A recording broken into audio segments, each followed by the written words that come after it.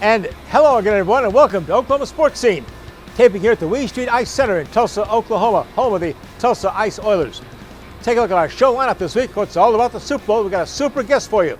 Steve Largent, NFL Hall of Famer, will be here to talk about the Super Bowl and about college football. Berry Tramel will join us via Zoom, the executive columnist for the Tulsa World, longtime Oklahoma sports journalist, has his thoughts on college football and what's going on at Oklahoma State. Matt Pinto, he's the voice of the Oklahoma City Thunder on radio. He'll be here to give us an update on the Thunder team as they approach the halfway mark of the season and the All-Star break. And pickleball, the fastest growing sport in America. We got one of the pros, Pickleball Will, be right here to talk about it on Oklahoma Sports Scene. First though, let's take a look at our Tulsa World Hot Topics. There was no three-peat for the Kansas City Chiefs. The underdog Philadelphia Eagles dominated in a 40-22 victory, led by former OU quarterback Jalen Hurts, named the Super Bowl MVP. By the way, 8 former Sooners were on the Super Bowl 59 rosters, the most of any college program, marking now the third Super Bowl in a row Oklahoma has had the most players on the two teams. The University of Tulsa lost one of its football legends, the death last Wednesday of two-time All-American receiver Howard Twilley. Twilley set numerous NCAA receiving records in 1964 and 1965. He caught 261 passes, 343 yards, and 32 touchdowns in his career at TU. His school record for career receiving yards stood for nearly 60 years. And Twilley, consensus first-team All-American, he was the runner-up in 1965 to the Heisman Trophy. He was inducted in the Tulsa Athletic Hall of Fame in 1984. Twilley entered the College Football Hall of Fame in 1992 and the Oklahoma Hall of Fame in 1995. His jersey, number 81, was retired by the University of Tulsa. Following his collegiate career, Twilley then played with the Miami Dolphins, 1966 to 1976, making 3 trips to the Super Bowls, while winning 2 of them, including that was a member of the Dolphins' undefeated team in 1972. Howard Twilley was 81 years old. Major League Baseball's first spring training camp opened this past Sunday. Yes, Super Bowl Sunday, February 9th, the Chicago Cubs started training. That's because the Cubs and the reigning world champion Los Angeles Dodgers will meet on March 18th and 19th to start the 2025 Major League season in Tokyo, Japan, the 6th time Japan has hosted the Major League Baseball opener. The 162-game regular season runs from March 27th to September 28th. The first playoff series in October, then going through the entire month, ending with the best-of-7 World Series. The Oklahoma City Thunder has 2 home games this week, Monday the 10th versus Toronto, Wednesday the 12th versus Miami, tip time 7 p.m. The Thunder then travel to Minnesota for a February 13th game, the Timberwolves before the NBA All-Star game. Thunder forward Jalen Williams was named last week to his first All-Star team. He joins his teammate Shai Gilgeous-Alexander, who was the top vote getter for the NBA All-Stars. 74th All-Star game this Sunday, February 16th at Golden State's Chase Center in San Francisco. Game on TNT, tip time in Tulsa, 7 p.m. Tulsa Ice Oilers closed out a 3-game home series with the Utah Grizzlies this past weekend, including a 4-2 win last Thursday. That gave the Oilers a season-best 5-game win streak. That streak ended, though, Friday night, a 6-2 loss to the Grizzlies. Then on Saturday, they fell to Utah 4-3 in overtime, but still earned another point. Last week, Tulsa had the league's 3rd largest crowd of the season, 13,980 at the BOK Center. Oilers now travel to Kansas City for games this Friday and Saturday versus the first-place Mavericks. Tulsa then returns home this Sunday, the 16th, for 1 game with KC. It's the team's final home game in February. Road trips then to Wheeling, West Virginia, Fort Wayne, Indiana, and Wichita, Kansas. Tulsa's next home game will not be until they host Utah March the 1st and 2nd at the BOK. Next, Pro Football Hall of Famer Steve Largent talks about the Super Bowl and about college football. Straight ahead on Oklahoma Sports Scene. Stay with us. The Tulsa Oilers return to the ice for another ice-melting year. He shoots, he scores! Sunday, February 16th, 3:05 at the BOK Center. It's Family Fun Day! The first 1,000 fans 12 and under get a free youth jersey. And don't forget to stay after the game and skate with the players. Don't miss the ultimate in fast-paced entertainment. It's turned over and going the other way! Get your tickets now at TulsaOilers.com. It's smash-mouth, hard-hitting, pulse-pounding excitement. Oh, I can feel that one! Tickets at TulsaOilers.com. This is your town, your team, your Tulsa Oilers hockey are back. Our story. It lives in Tulsa, where the spirit of the past lives alongside us and urges us on toward a vibrant future.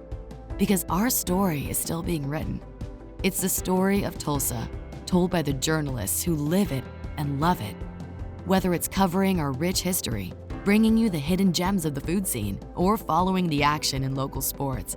And here, in the Tulsa world is where it comes to life. Pitch, Casey lines it down the left field line. Drillers win! Baseball, fireworks, food, and family, it's all in Tulsa at One Oak Field. Score your Drillers season membership today with plans and prices fit for every fan. Whether you want to catch every game or select nights, we know you will have a great time at the ballpark. We're proud to offer a variety of membership options, so don't wait. Contact a Drillers rep who will personally help you find the right plan for you. It's all in Drillville for 2025. The Wee Street Ice Center, the coolest place in town, is the only place you can skate like the pros. With 2 rinks, there's always time to strap on the blades and hit the ice. The Wee Street Ice Center at 43rd and Yale is your family fun destination. Try out the game simulator rooms or hit the arcade. When you get hungry, grab a bite at Puck's Sports Bar and Grill with delicious food, great drink specials, and more. It's Midtown Tulsa's coolest entertainment center. Wee Street Ice Center, the coolest place in town. Come get your skate on.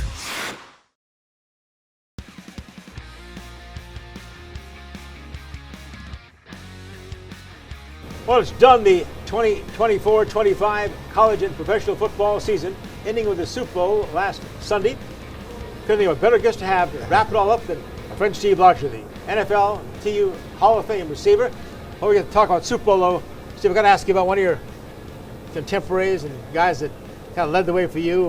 The late Howard Trilley just passed away, one of the really Tulsa sports icons for TU.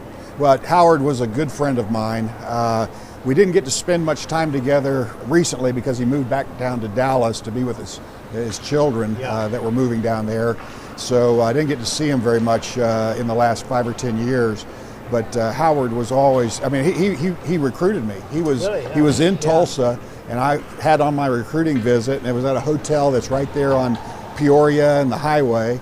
And I stayed at that hotel. Howard Hotel. Yeah, that's the one. That's right. Howard came down and visited with me and took me to the university, and was just the nicest guy. And I was like starstruck because here's a guy that's playing in the National Football League. He was All-American at TU, and he came back and visited with me and asked me if I had any questions, and I just couldn't have been any nicer. And that was the beginning of our relationship, really, because I got to see Howard quite often then. When I started moving back to Seattle, back to Tulsa from Seattle, I saw Howard. He had his shoe store and all that stuff. So he and Julie just were, I mean, and Julie still is, but Howard was just the nicest guy and really fun to be with. His big years, 64 and 65. Back in 65, Steve, I don't know if people knew, he led the nation received, but he was runner-up for the Heisman Trophy that year. Yeah, that's incredible. Right. Yeah, he really, I mean, he had an incredible year. And, you know, Jerry Rome was here and throwing passes to him. And so I got to hear a lot of stories about Howard because Jerry was coaching in Seattle when I was traded to Seattle. But Jerry Rome and Howard Trilley will go down in the annals of time in TU history and won't be forgotten. Just amazing. His receiving record, Steve, said for 60 years. That's just incredible. Yeah. Of course, he had a great NFL career with the Miami Dolphins, 2 Super Bowls and 3 trips to the Super Bowl. And he was part of their undefeated perfect team, right, as well. Yeah, he sure was. Yeah, that was an amazing accomplishment. It's never been equaled. His number 81, retired for all time by the University of Tulsa. So what is it about TU and receivers? Howard Trilley, then came Drew Pearson, then came Steve Largent. Well, I know that when I was in high school, every team but TU was running the wishbone. And I knew as a wide receiver I didn't want to go to a wishbone team. So it was an obvious choice for me. And my grandfather was always a big TU fan. When he lived in Tulsa, he became a fan. He moved back to Oklahoma City. And I used to hang out with my grandfather a lot, and he talked all about TU all the time. So he was a real guy that was kind of pushing me towards TU as well. But it was a good decision. It was a great education. They were throwing the football, and it looked like they were making changes in the right direction as far as I was concerned. Got to ask you about Sunday, the Super Bowl that kind of stunned everybody. Philadelphia 40, the three-peat Kansas City Chiefs 22. What the heck happened? Well, I don't know what happened to Kansas City. I would have thought that they had played better. I heard just today, I heard a story that their quarterback was sick, and Mahomes, wow. that he had some issues and probably wasn't able to play his best. But that's the rumor I heard. Yeah. I don't know that it's true, but I did hear that. What was sick was their offensive line. They couldn't stop Philadelphia. Yeah, right. Well, that was the thing about Philadelphia that I liked was that their defense was so strong, and especially their defensive line, and their offensive line was so strong. These aren't the guys that get the headlines or anything like that in the NFL, but they're the guys that really make it go for the defense and for the offense, and they both played really, really well. Talking about the fact that 8 former University of Oklahoma football players were on those two teams' rosters. That's the 3rd year in a row the Sooners have had more players in the Super Bowl than any other college. That's quite a record there. That is amazing. But OU's been playing good football. OSU's played good football until this past year when nobody had any good football teams. But those two schools and even at Tulsa, they're producing some good athletes. Steve Largent led the whole country in pass receiving and touchdowns in 1974 and 75, All-American, and then people kept saying again at 5'11", 187 pounds, just like he is today. Yeah, or something like that. Often described as average size, average speed. How'd you become such a more than average receiver, Steve? Well, it actually kind of worked to my advantage, that people would always underestimate my ability, and so I was happy to take advantage of that. But I worked really hard on perfecting my routes and catching the ball consistently, and I just knew that as a receiver, it took more than just being somebody that's fast. You needed to be able to be smart, and so I tried to work on all aspects of the game that I did have. Drafted in the 4th round by the Houston Oilers when he finished up at TU in 1976. You were ready to launch a long career with the Houston Oilers. Then what happened? Well, it was not a good situation for me. I think that Bum Phillips was in his 2nd year down at Houston, and he had really put his foot down and said, hey, we need to draft Largent. And I just really laid an egg in Houston. I didn't play well in the training camp. I didn't play well in the first 4 preseason games. But I was still putting out the same amount of effort and doing everything I was supposed to do. But it was just not the right place at the right time. And they had some good receivers there. Billy Brooks was there, and others. They had some really good receivers. So they just decided after 4 weeks of training camp that I wasn't going to make their team. They were going to let me go early and get a chance with somebody else, and that's what happened. What happened, though, was hooked up with a franchise club called the Seattle Seahawks, back with an old friend, Jerry Rome, and that worked out great for 14 seasons, a Hall of Fame career. Yeah, it was really a godsend for me to be able to get a chance on a team that everybody was new. There was no incumbent players or coaches, and I went up there, and the thing that really was to my benefit was that Jerry he wasn't the offensive coordinator, but he might as well have been the offensive coordinator because he installed basically our whole passing game from the University of Tulsa into the Seahawks game plan. So when they said I write 79, I knew where to line up and how deep to run the route and when the quarterback was going to throw it to me. And so it was like I didn't miss a day of training camp with the Seahawks because I knew the offense so well. When Steve Largent retired from the National Football League after 14 seasons, he held at the time 6 career passing records or pass receiving records, including most receptions, most yards, most touchdowns, and of course had a gold Blazer uniform waiting in Canton, Ohio, inducted that class of 1995. Come back with more memories with Steve Largent, talk about the current state of college football, the current state of his alma mater, the University of Tulsa. Right back, Oklahoma Sportscene with the legend, Steve Largent.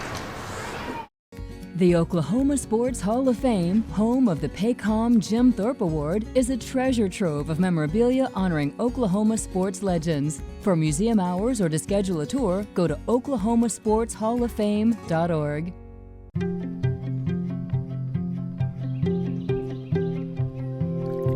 As the sun rises over eastern Oklahoma, we are devoted to one thing: improving the health of our communities, our home. We are your friends, your neighbors. We are the people of St. Francis. Founded in 1960, Ed Bashira's Formal Wear and Fine Clothing has been dressing gentlemen for over half a century. We are family owned and operated, offering premium brand tuxedos and accessories in our Tulsa store on South Harvard. Bashira's also does made-to-measure suits, sports coats, dress shirts, and slacks, and a top line of sportswear. We do tailoring on-site to assure the perfect fit so you will look your very best for that special occasion. Ed Bashira's Formal Wear and Fine Clothing, an Oklahoma tradition.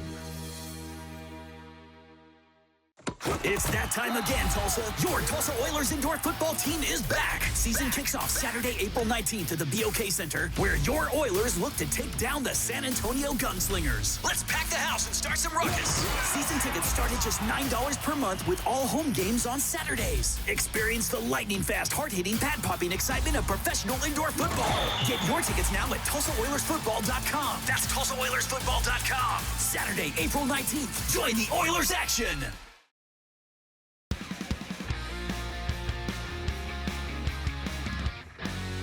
And we're back on Oklahoma Sports 2 with a very special guest, NFL Hall of Famer Steve Largent, of course, a legend at the University of Tulsa as well. Steve, let's talk about that Super Bowl Sunday finish, and just incredible to see what happened to the Chiefs. Yeah, I know. They really laid an egg. Yeah. It's like they weren't prepared for it, but they've been to the last two Super Bowls. But I just think some of the chatter before the game about being a three-peat team and all that stuff, I think it just warmed the wrong way. And I heard today that their quarterback was sick. And Mahomes, and I don't know that that's true, but I heard that is the rumor going around. So that may have contributed to the loss as well. I'll tell you, it just kind of wrapped up a football season we all want to forget. 2024 for our local colleges, Steve, was an absolute disaster. It TU was, 3-9, 1-7, the last in the American Athletic Conference. Oklahoma State 3-9, 0-9 in the Big 12, last in the Big 12. Oklahoma, first year in the SEC, 6-7, 2-6 in the conference, finishing 13 of 16 SEC teams. They said, Steve, the three combined winning percentages were the lowest for OU, OSU, and TU since the 1920s. Yeah, it was shocking to me as well. And I think that Oklahoma has always been a state that has had proud teams in their history, and this is a wake-up call, because I think what it is the new rules that they have are crazy in college football, and they've got to learn to live with them, because that's the way it is. But I think they will. I think all those teams, those three teams, are making adjustments to how they recruit and who they recruit, and I think that they won't have a similar year next year. But it was a real wake-up call. Steve's alma mater, the University of Tulsa, just hired its fourth head football coach, the fourth one in the past 10 years. Not a good recipe for success there. This new young coach, Steve, Trey Lamb, we met, of course, in the press conference. He won the press conference, certainly. Young guy that has kind of rebuilt some programs in some minor schools, but he's here, excited. Press conference, he told TU fans, we're going to win right away. We're going to a bowl game my first year. Wish you well, Trey. A lot of enthusiasm, which is a good way to start. I more power to him, and I hope they do go to a bowl game next year. But he's got a tough road to hoe,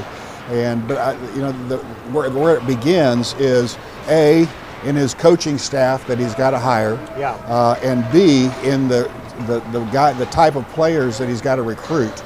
And I think he's got a lot of things to sell for the University of Tulsa. I mean, the academic program is unrivaled, and so they've got a lot of things that they can sell for their school and their program.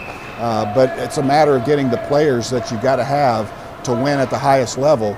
And his first recruiting year is this year, so we'll find out. The University of Tulsa, as we all know, is the smallest enrollment in all Division I college football. They've always said that TU, and proof is their championships, how they really fought above their weight for sure. But boy, it's a tough road to hoe when you're thinking about the new look of college football. NIL, name, image, likeness, money, and the portal to keep the guys here. Lots of change in college football since your playing days. It really has, and I personally don't like it. I'm not a fan of the NIL. I'm not a fan of the changes that they have made. It's what happens when lawyers get involved with the sports world, and it's been, I think it's atrocious, but you have to live with it, and so, or you're going to have another season like they had last year.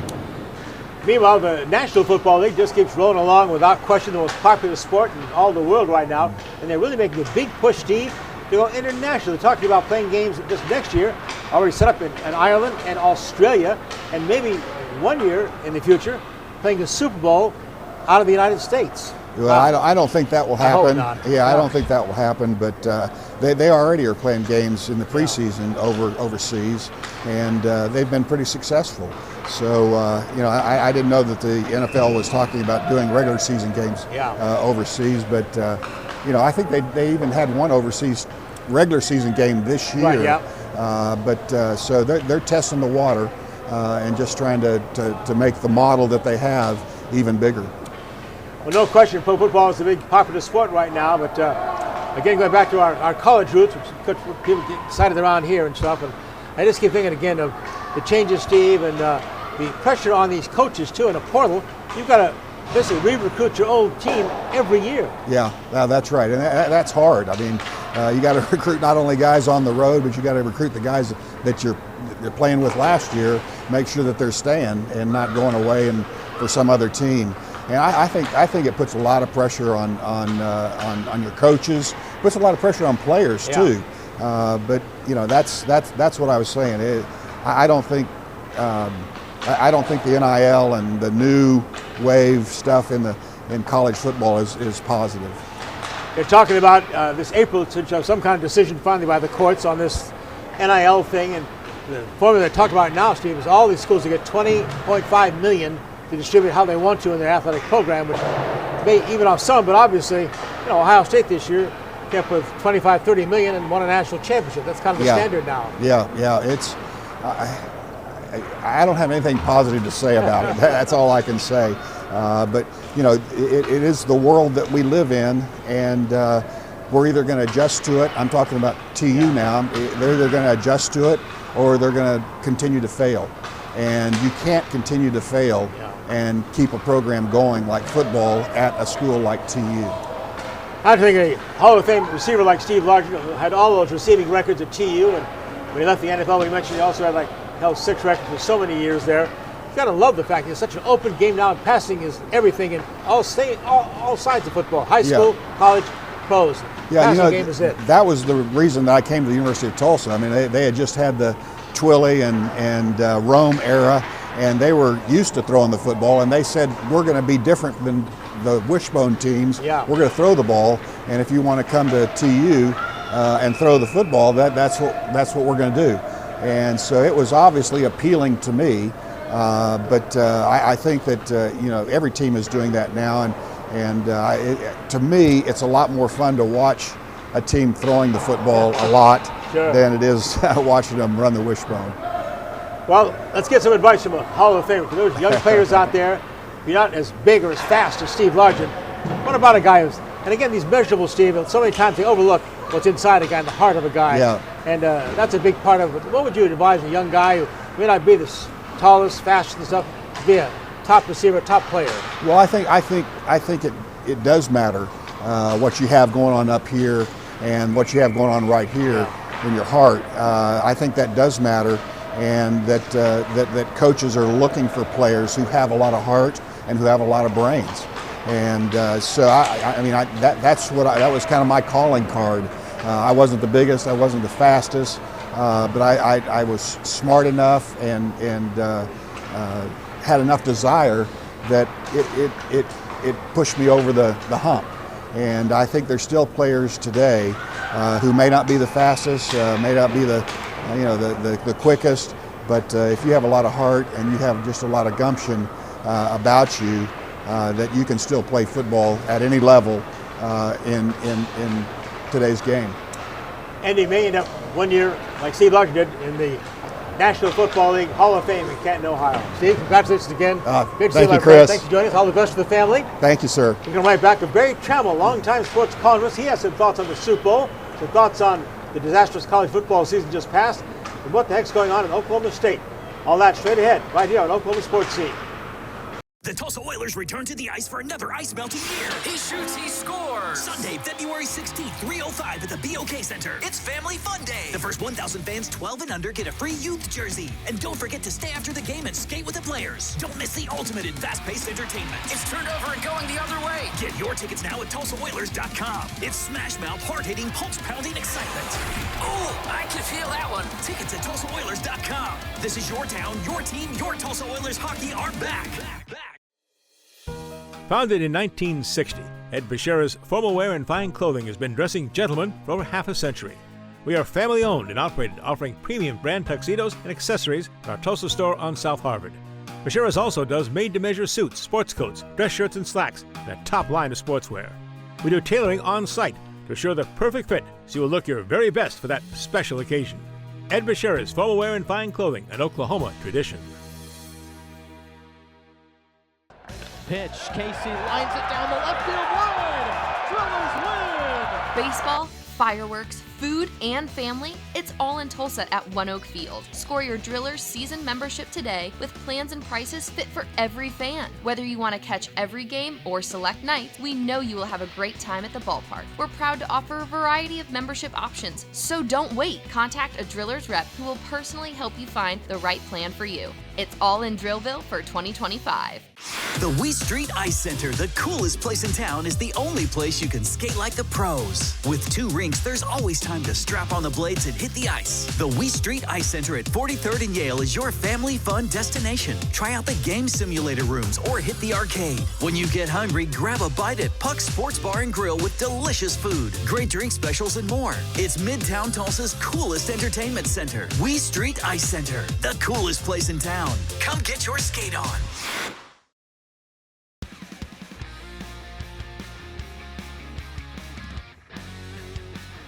Welcome back to Oklahoma Sports Scene. Our friend Berry Tramel, sports columnist for Tulsa World, been in sports journalism in Oklahoma for almost half a century now. Started the Norman Transcript for a decade, and 32 years at the Daily Oklahoma in Oklahoma City. And in 2023, came to Tulsa as an executive sports columnist. So ask Berry to talk about first his thoughts on Sunday's Super Bowl. Well, as like everybody else in America, I was stunned at how the Eagles dominated, but the verdict became very quick. There wasn't much mystery after the first, 20, 25 minutes. When you can't block the other team and the other team can block you, everything else is just details. And the Philadelphia defensive line dominated Kansas City, made Patrick Mahomes' ability to scramble and make plays ineffective. That's how Kansas City moves the ball. Philadelphia was able to generate enough time for Jalen Hurts to effectively run and pass, and it was a romp. And nobody saw it coming. But when you can rush the passer without blitzing on any level of football, you're going to be well ahead of the game. And the Eagles did that magnificently. That front four was the real MVP. So congratulations to the Eagles. And Jalen Hurts beats Kyler Murray and Baker Mayfield to the finish line for getting a Super Bowl title. How about those Oklahoma Sooners, too, Barry? By my count, it was like 8 former Sooners were on the rosters for the 2 Super Bowl teams on Sunday. Yeah, Lane Johnson's one of the premier offensive tackles of the 21st century, protecting that offensive line, or protecting Hurts for that Philly offensive line. The Chiefs have multiple Sooners, from James Winchester to Creed Humphrey to Hollywood Brown and beyond. I did a column for the Tulsa World on Sunday about Creed.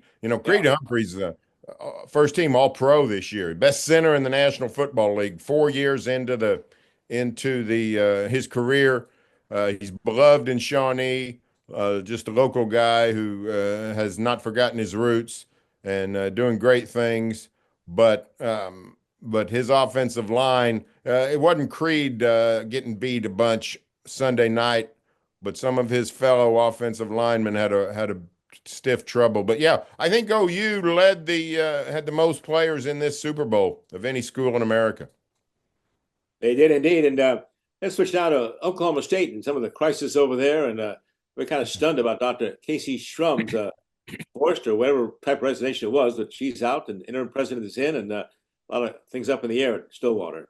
Yeah, it's not good for athletics. I don't claim to be an expert on the academic side or the fundraising side or any of that stuff.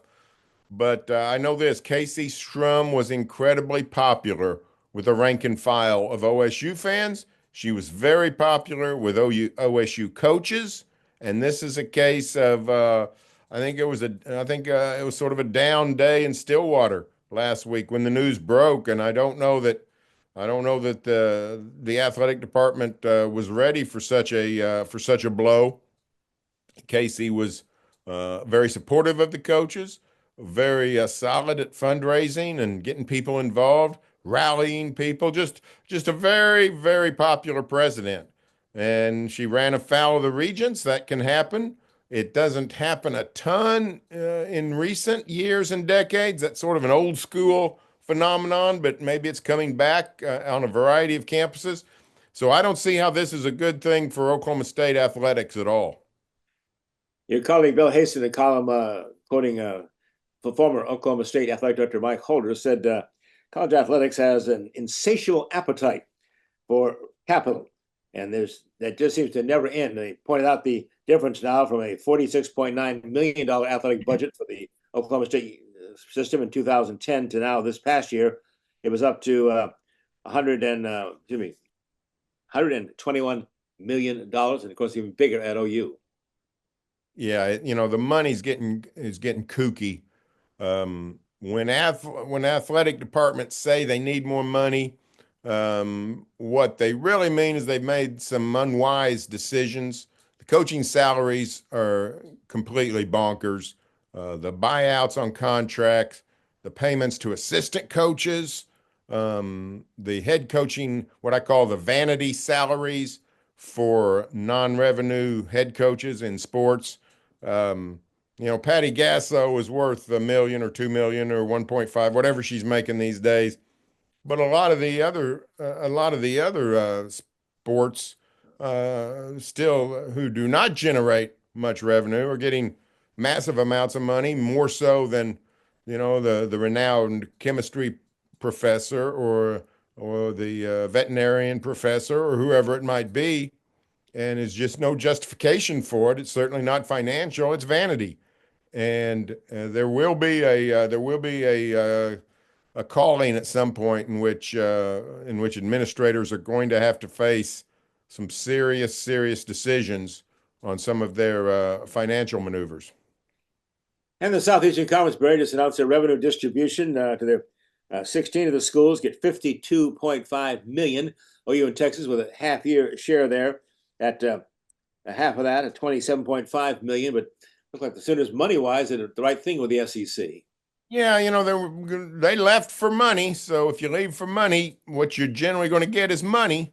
So that's it's a little bit of a trying time for OU because they lost their last year of Big 12 payouts for the exit fee, and they're only getting half from the SEC. So things are a little tight, but they'll catch up very quickly. OU will be fine compared to its peers. But it's a little sad. The SEC's been fun in football, even with OU's subpar season. I thought it was a very fun season. I thought it's been a very bleak basketball season. Playing a bunch of teams, even if they're good, even if they're nationally ranked, it's like you're playing strangers. And I think the Sooners are, they're a stranger in a strange land when it comes to basketball. We'll see how the other sports do. But football was fairly prestigious, fairly fun, great entertainment, all those things. I'm not sure it extends to the other sports. Well, Brandon, let's talk about something we're excited about in the state of Oklahoma now, and that's the Oklahoma City Thunder, NBA's very best. And boy, they're playing like it heading to the All-Star break this weekend.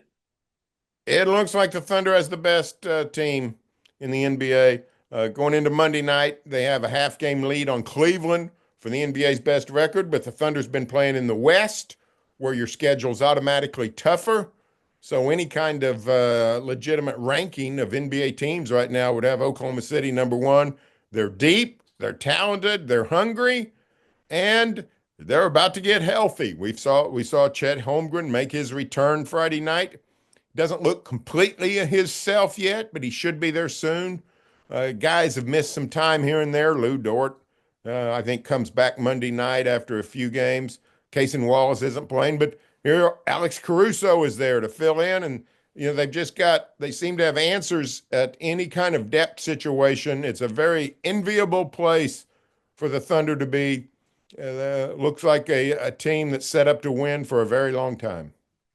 We'll be talking more Oklahoma City Thunder in the next segment with our voice of the Thunder, Matt Pinto, joining us via Zoom call. Barry, thank you for taking the time as always. And again, let's see if we can have a happier 2025 when it comes at least to football. There you go. Thanks, Chris. Take care. The Tulsa Oilers return to the ice for another ice-melting year. He shoots, he scores. Sunday, February 16th, 3:05 at the BOK Center. It's Family Fun Day. The first 1,000 fans 12 and under get a free youth jersey. And don't forget to stay after the game and skate with the players. Don't miss the ultimate in fast-paced entertainment. It's turned over and going the other way. Get your tickets now at TulsaOilers.com. It's smash-mouth, hard-hitting, pulse-pounding excitement. Oh, I can feel that one. Tickets at TulsaOilers.com. This is your town, your team, your Tulsa Oilers hockey are back. Founded in 1960, Ed Bashira's Formal Wear and Fine Clothing has been dressing gentlemen for over half a century. We are family-owned and operated, offering premium brand tuxedos and accessories at our Tulsa store on South Harvard. Bashira's also does made-to-measure suits, sports coats, dress shirts, and slacks, and a top line of sportswear. We do tailoring on-site to assure the perfect fit, so you will look your very best for that special occasion. Ed Bashira's Formal Wear and Fine Clothing, an Oklahoma tradition. The Oklahoma Sports Hall of Fame, home of the Paycom Jim Thorpe Award, is a treasure trove of memorabilia honoring Oklahoma sports legends. For museum hours or to schedule a tour, go to oklahomasportshalloffame.org. Pitch, Casey lines it down the left field line. Drillers win! Baseball, fireworks, food, and family, it's all in Tulsa at One Oak Field. Score your Drillers season membership today with plans and prices fit for every fan. Whether you want to catch every game or select nights, we know you will have a great time at the ballpark. We're proud to offer a variety of membership options, so don't wait. Contact a Drillers rep who will personally help you find the right plan for you. It's all in Drillville for 2025.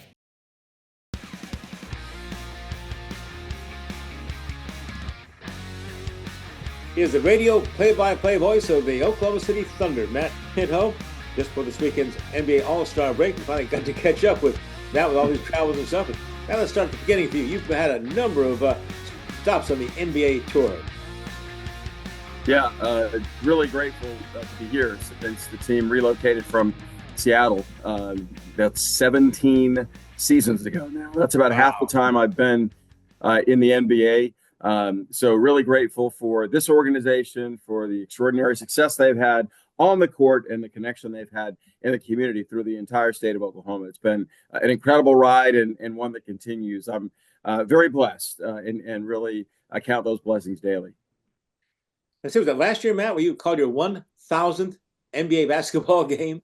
3,000th, actually. Oh, yeah. My gosh. But who's counting? Well, let's talk about this Oklahoma City Thunder team. They've been the talk of the NBA, and it looks like the best team in the NBA. Yeah. I mean, the record says that. I think it's always a subjective evaluation, but I think that the numbers are pretty staggering. This team right now is a net 13, plus 13, which is extraordinary. I mean, teams that are at plus 7 at the end of a season are perceived as a contending caliber teams. So this team's been dominant on both sides of the ball, really establishing an historic season defensively. And recently, really since the calendar turned to 2025, coming with consistency offensively as well. They're on a 5-game win streak right now, averaging 131 a game during that stretch of time. And really, Saturday was as good a win as they've had all season, Chris. They beat Memphis on the road, did it in dominant fashion, were up by as many as 28 in the third quarter. The Grizzlies had won 4 straight, and 10 of 11 were completely healthy. OKC was without Chet Holmgren, without Cason Wallace, without Lou Dort, playing the second night of a back-to-back in their third game in 4 nights, and went in and just took the bull by the horns, so to speak, and dominated the game, led by as many as 28 and won by 13. So they're playing terrific basketball.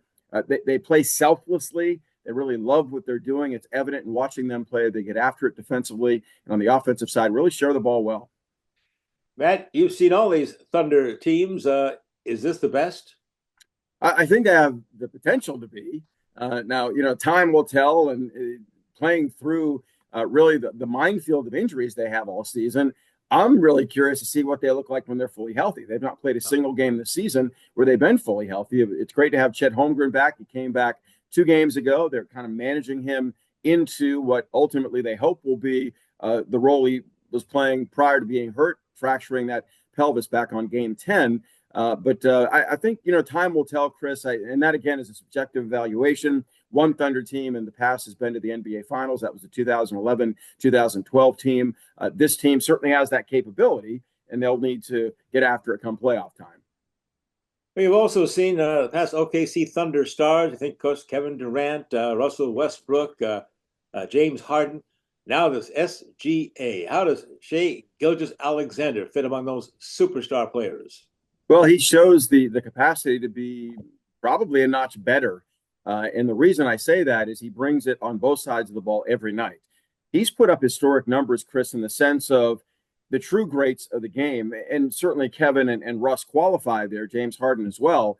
But Michael Jordan is the last player to do what Shai is consistently doing. This is 3 straight seasons, averaging over 30 points a game, also over 50% field goal shooting with more than a steal and a half. Jordan's the last guy to do that. Jordan did it for longer than 3 straight games, but Shai has elevated his game to a sublime level. I mean, it's extraordinary to watch what he does. He's become almost a point a minute played player over the last month and a half. Over a stretch of 7 games, had 50 plus 3 times, and he's so conducive in terms of his game to incorporating the guys around him. He doesn't have success at the expense of the team. It amplifies team success. He's the leader on a 42-9 squad, which is the best record the league has seen in many years. How about the impact of the return of Chet Holmgren, our 7'1" center? He missed 39 games because of that fractured pelvis. When do you think he'll be at full speed and ready to fit in? Well, he played 2 games ago and showed exactly what we were accustomed to seeing from him. I thought moved terrifically defensively. He had 4 block shots and a couple of steals. Played only 22 minutes. And then because it was a back-to-back, they played Toronto at home Friday, then we're in Memphis on Saturday. The determination was made to be wise, sort of ease him back in rather than throwing him immediately into the fire. And this is a stretch, Chris, in which the Thunder, including tonight against New Orleans, and then with 2 games coming up Wednesday and Thursday, we'll play 5 games in 7 days. Just not wise, I don't think, to tax him at the level that would have taken to have him play all those games. It's a collaborative effort between he and the team right now as to how this will look, how this will unfold to get him at full run between now and when we get to postseason, which will be in mid-April. And Matt Pinto, the longtime radio play-by-play voice of the Oklahoma City Thunder. And I got to ask you, the talk of the NBA the last couple of weeks has been the blockbuster trade of the Mavericks and the Los Angeles Lakers with, my gosh, Dorsett going to L.A. and Anthony Davis coming to Dallas. Yeah, and Anthony Davis now will be out for a period of time with the Mavericks, which is always the uncertainty with him. How about, I was curious, how do you prepare for a game, Matt? It comes so fast and so furious. Well, it really depends, Chris, on how many times we as an organization have seen the team.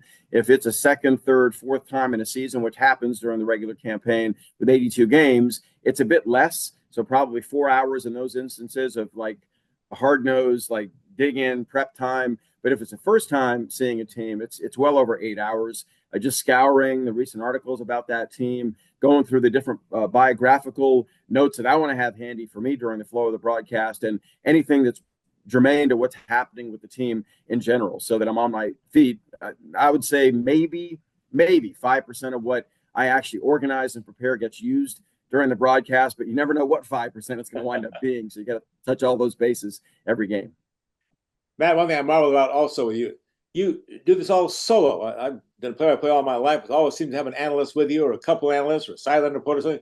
You're one-man band there. Yeah, the pace of the game is so quick, Chris, that it lends itself, I think, to that being the case. I'm not sure that it wouldn't be a little bit better listened to have a second voice in the broadcast, but it's so challenging to do radio with an analyst in the NBA because of how quickly paced the game is. It's a microcosm of amount of time that an analyst would have to actually get in and out, whereas keeping the flow going seems to be working with just me behind the mic. And again, I'm really grateful to have the organization around me that I have, and the extraordinarily high caliber players, and how successful this organization has been over the years. With their 42nd win the other night in Memphis, they made it 13 times since the 09-10 season that they've played at least 500 basketball or above. That's tops in the NBA. So it's a long, sustained run of success, even given the recent reboot they went through.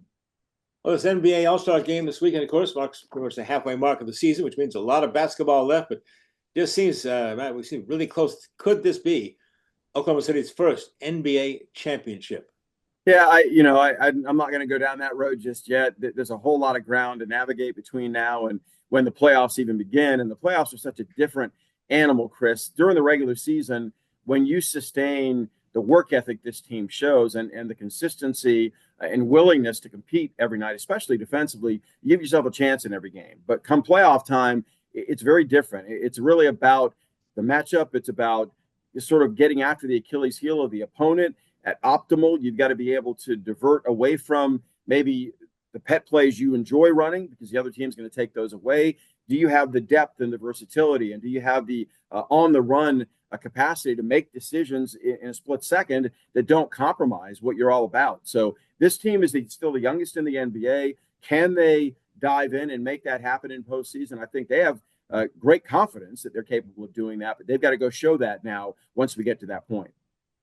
He is Matt Pinto. He came with the Thunder from Seattle in 2007. He has called more than 35 NBA basketball seasons, more than 3,000 games. That we enjoy all listening to you on the Sports Animal here in Tulsa. Do a great job, and thanks for keeping us up to date on the Thunder. My pleasure, Chris. Take care. We'll come right back, by the way, with pickleball, one of the fastest growing sports in the nation. We have a special guest coming up next, right here on Oklahoma Sports Scene. The Wee Street Ice Center, the coolest place in town, is the only place you can skate like the pros. With 2 rinks, there's always time to strap on the blades and hit the ice. The Wee Street Ice Center at 43rd and Yale is your family fun destination. Try out the game simulator rooms or hit the arcade. When you get hungry, grab a bite at Puck's Sports Bar and Grill with delicious food, great drink specials, and more. It's Midtown Tulsa's coolest entertainment center. Wee Street Ice Center, the coolest place in town. Come get your skate on. The Oklahoma Sports Hall of Fame, home of the Paycom Jim Thorpe Award, is a treasure trove of memorabilia honoring Oklahoma sports legends. For museum hours or to schedule a tour, go to oklahomasportshalloffame.org.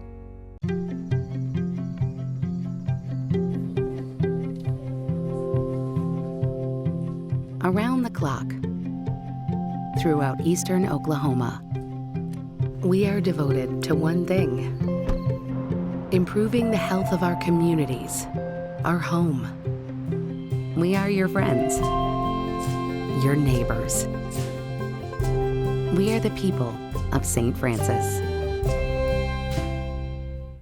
It's that time again, Tulsa. Your Tulsa Oilers indoor football team is back. Season kicks off Saturday, April 19th at the BOK Center, where your Oilers look to take down the San Antonio Gunslingers. Let's pack the house and start some ruckus. Season tickets start at just $9 per month with all home games on Saturdays. Experience the lightning-fast, hard-hitting, pad-popping excitement of professional indoor football.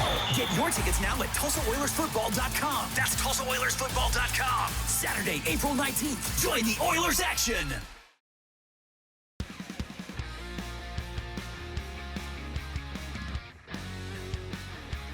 Back inside the Wee Street Ice Center, we welcome in Pickleball Will. How's that for a name? And a title as well. One of the outstanding pickleball players in our area here. And I'll tell you, this sport is just growing in leaps and bounds and really taking over the nation here and also in Oklahoma. Right, Will? Yes, definitely. Definitely Oklahoma and all those surrounding states. Honestly, everywhere across the U.S. Amazing history. It dates back to 1965. A couple guys in Seattle, Washington were kind of fooling around a badminton court or something and came up with this. And how'd they get the name for this pickleball, too? So there's a few different stories. Some people say it's because they had a dog named Pickles and they named it after their dog because the dog would go grab the ball. But I believe that's a myth. I think most people have confirmed that it was because they took a mishmash of parts from, like, they had pickling boats, which was a mishmash of different parts that they turned into a boat. And pickleball is a mishmash of different sports and random items that they put together to make the sport in the game. Well, it was invented back in 1965, kind of got organized and rules and stuff in the 90s, and now it's in all 50 states across America. And what's the impact of pickleball in Oklahoma? How big are we here? I would say here in Tulsa at least, it's probably now 2,000 members strong in the Greater Tulsa Pickleball Association and on their Facebook group. When I first got here in 2021, it was maybe like 1,000, so it's probably doubled. It's probably more than that. I haven't really checked. You know, there's no way to confirm those numbers, but it's growing here. And nationally, and now they say almost 9 million are playing pickleball. Let's talk about the sport itself. It's a kind of a combination of tennis, badminton, table tennis. Give us a sense of what is pickleball. Yeah, pickleball is, some people like to say it's geriatric tennis, and I'm not sure about that. I appreciate that. You appreciate that? Yes. Yeah, but it's exactly what you said. It's on a smaller court, the size of a badminton court. The rules are similar to, I would say, volleyball and tennis. You hit the ball over the net, you can hit it out of the air, let it bounce, but you have to score on your serve. You play to 11, win by 2. And the most unique thing about it is that there's a zone in front of the net called the kitchen, and you are not allowed to volley within that zone, meaning you can't take the ball out of the air inside that zone. So most people stay behind it, let it bounce, and that's what you see, the slow kind of chess game that you see in pickleball. He's brought some visual aids as well. Give us an idea of the paddle and the balls here. Yes, so this is somewhat of a typical pickleball paddle. It's just made of like plastic honeycomb core inside, and on the outside it's a raw carbon fiber surface with some grit and texture to help grab the ball. And the ball is right here. This is just like a larger wiffle ball that's harder. It flows through the air a little bit slower, and yeah, this is what they play with. There's a nice kind of thud sound to it, but some people find it annoying if it's too close to your neighbors, so watch out for that when you go playing in your neighborhood. And let's talk about the net, the size of the net. How big is it? How far off the ground? Yeah, so the net is about maybe 2 to 3 inches, a little bit shorter than the height of a tennis net. So if you're familiar with a tennis net, that's what you're looking at. And of course, the court itself is much shorter in width, maybe about maybe a half the size, a little bit more than half the size of a tennis net. Notice some of the rules here, and you can help me out with this too. So the ball must be served underhanded. Yes. And the opponent's opposite service court. You play until one side reaches 11 points. Again, like tennis, must win by 2. Only the serving side scores, but the ball must not bounce on your side of the net, right? That's right. And equipment-wise, pretty simple then, right? Paddle and a ball, and you're ready to play the game. Yeah, paddle and a ball, that's all you need. Shoot, you can cut up your own little wooden table, make it into a paddle shape, find a wiffle ball, and you're good to go. So 7 clubs have opened in the Tulsa area in just the last couple of years. Estimated some 20,000 are playing in the Tulsa area here. Now, what about professional pickleball? I've seen some big events, big money on ESPN even. Yes. There's events popping up everywhere across the nation. There's a few tours that are trying to kind of develop certain cities and certain tour events to a certain level of prestige for the tour players to kind of go travel to and bring people and income in and just exposing people to the sport. I know you knew this well. I thought it was some interesting history though. They said as they were moving along and promoting the sport, to promote it, they decided to make an honorary member of President Ronald Reagan. That dates all the way back in the 80s, of course. They sent him a complimentary pickleball set sent to the White House, not knowing if Ronald ever picked up a paddle, though. But at least they were trying to get to the hierarchs. Right. That's what it sounds like. I can neither confirm nor deny that fact right there, but I have heard that story as well. Tell us more about Diadem, what your facility is like, what you offer the people. Okay, yeah. So over at Diadem, you can find us. We're located on 91st and Lewis, right just off Riverside. They have 12 courts, 9 indoor, 12 outdoor. I'm one of the coaches there. We offer clinics, intro to pickleball, beginner, intermediate play, open play, reserve courts, leagues, and tournaments there. I've been by a couple of times. It always seems busy. What are the hours of the club? The hours are from 7 a.m. to 10 p.m. on weekdays, and then 7 a.m. to 11 p.m. on the weekends. What's neat about the sport is I guess it's really all ages, right? Yeah, it's all ages. You can find everybody as young as 5, 7 years old to I guess older people as well. I've played with my grandparents. I've seen great grandparents play out there with people who are just teenagers, and they can kind of compete almost at the same level, which is the beauty of the sport. Yeah, I was first introduced to it in some of the senior communities. They had this activity there, and it's really taken off, and a lot of senior communities here are now adding pickleball in their recreation as well. Seems like it's exercise, but it's not going to strain you as much as a full-size tennis, about a third the size of a tennis court, right? Right, exactly. When you have two people on the court, really, you could just really take it casually. The great thing about pickleball is it can be as intense as you want it, or it can be as relaxed as you want. When I first started playing during the pandemic, my uncle invited me over, and you know, we had some drinks in our hand while we're just casually hitting it back and forth, having a good chat. Yeah. And that's the beauty of it. Now talk about at your level, the pros get in there. They can really get intense on this then too. They can definitely get intense. I've competed in some pro events and some pro qualifiers, and right now, I mean, you're getting Division I tennis athletes that could potentially compete on the ATP Tour in tennis that are now competing in pickleball, and they're training like professional athletes, doing the weight training, all the conditioning, and the balls are just flying just fast and furious now. All right, pickleball, Will, let's see if we can pick your brain for maybe a couple of tips for the novice or even the more advanced players. What are some of the things you'd advise people and how they can improve their pickleball game? Yeah. Honestly, just think about the game like simple, and less is more in the game. You don't have to do too much right there. You really, what you need to do is just remember lift, push, and then finesse. Most shots can be done with that because really the ball doesn't move that fast. So when you see the ball, you don't have to worry about your technique nearly as much when you're getting started. Just make sure you're lifting the ball and pushing through, and you'll be okay. I like the idea too. Most games last between 10 and 20 minutes, right? Yes. That's great. And a certain number of games you have to win a match, or what's the? So a match is typically best 2 out of 3, and one game is up to 11, win by 2. A game can range anywhere from, like you said, 10 to 15 minutes, and then, best out of 3. It depends on if you go the distance with 3 games or not. And I'm sure at NIDM there on 91st, you also have all the equipment they need and all the information they need too, right? That's right. Yeah, we have all the professionals, all the equipment, and all the organization and programming that you need to get started and have a good time. So come out if you're looking to get into some pickle. All right. Pickleball Will. Hey, thanks for joining us, my friend. Thank you so much. With us here. Yes. Oklahoma Sports Scene comes right back after we take this break.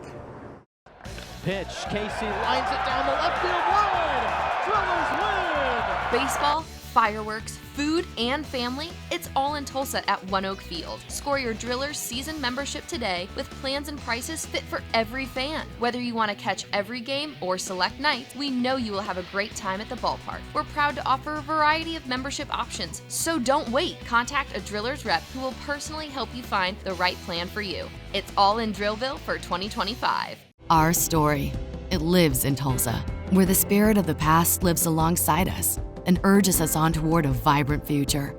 Because our story is still being written. It's the story of Tulsa, told by the journalists who live it and love it.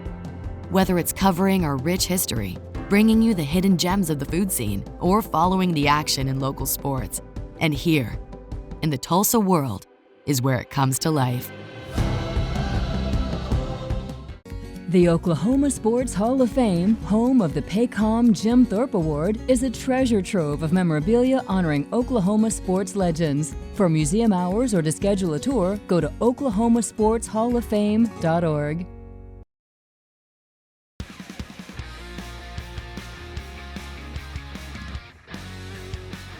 Next week here on Oklahoma Sports Scene, we're joined by old friend Vinny Miliolo from Las Vegas.